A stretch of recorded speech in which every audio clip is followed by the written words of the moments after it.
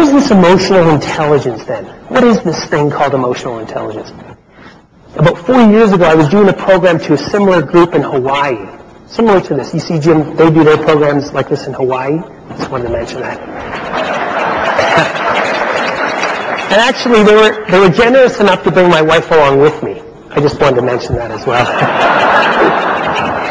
I'm not going to be invited back next year, I can tell. But we're flying over. We arrive in Honolulu at 9 a.m. And the female, we get picked up by a female cab driver. Not so surprising. Beside her was a 7 or 8-year-old daughter. Now my wife and I, we had a 1 and 3-year-old daughter at the time. It was obvious to us that we were out of our element as parents when that 7 or 8-year-old daughter said, "Mommy, where are all the idiots today?" You know, we thought we must be overtired or something. But her mom replies, "Relax, dear. They only come out when your dad is driving."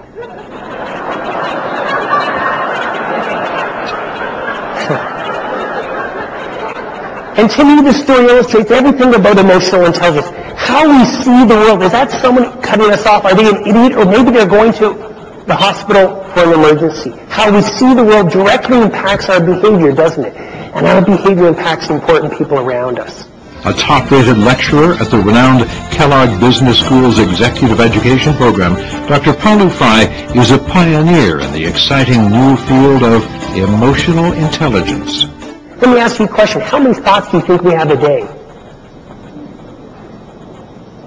This is the interactive part of the program?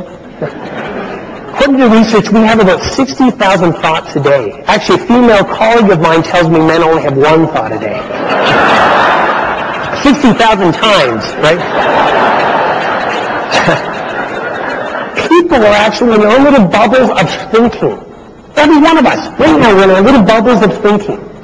And the high performer among us is the person who can step outside of their bubble, honor it, but step outside and tune into what other people are feeling and thinking. You know, we do studies of high-performing CEOs at the U.S. Navy, commanding officers. You know what we find?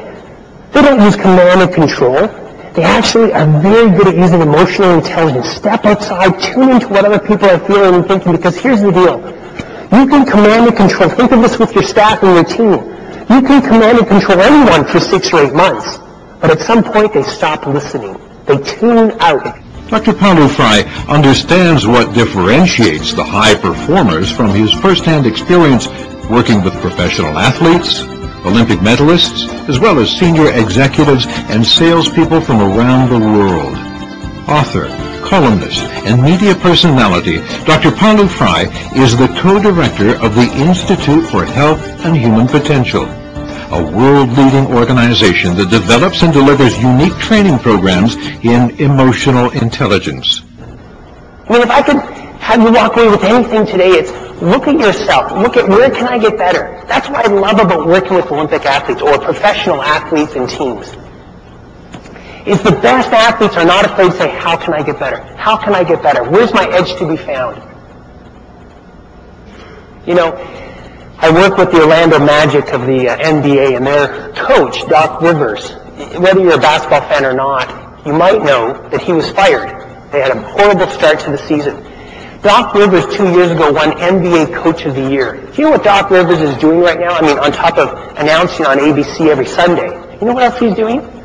He is going and traveling to colleges and other NBA teams and watching practices to pick up what he can to become a better coach.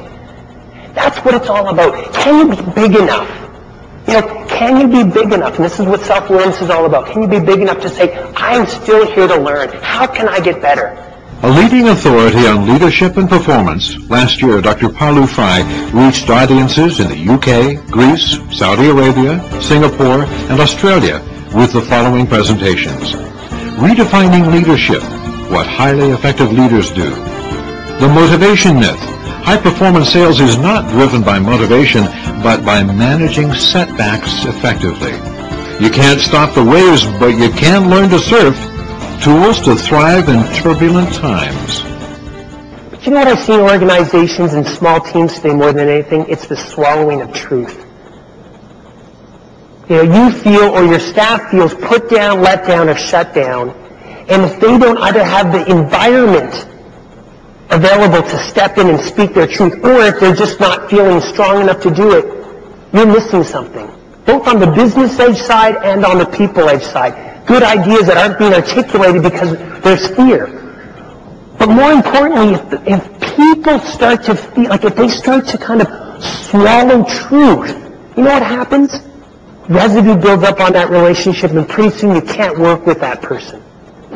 Do you know, if I studied each of you and your spouse today, we could predict with 94% accuracy. That's huge predictive validity. 94% accuracy, which of you would still be together in a happy, loving relationship 5 years from today based on one EQ competency. Do you know what that is? How skillfully we air our grievances. You see, in every relationship you're in, at home, with your team and staff, you're going to have tension. You're going to have complexity. And your ability as a leader of those folks to create what I call a container of safety and inspiration so they can step in and speak their truth to you means that you will decrease the residue, and now you'll be able to really innovate. Really think of new ideas of how you can serve the people you serve more effectively.